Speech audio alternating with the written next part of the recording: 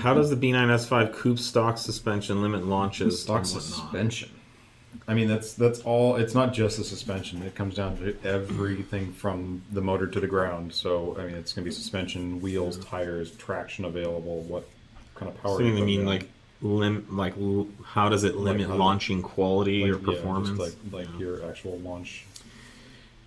Yeah, the stock suspensions aren't necessarily the worst thing for launching, unless they allow, say, like a lot of tire lift, say from the front left or something like that.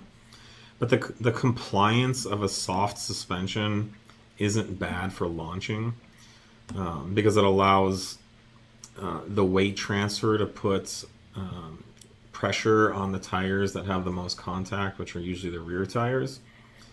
There's other things like that are also kind of a function of your suspending your motor and transmission. So your motor and transmission mounts, the more those squish up and bounce around, the less power, the less quickly power gets to the tires, and that cycling and squishing compliance robs power from the tires to squish things around in the engine compartments and transmission. So It can also make it a very.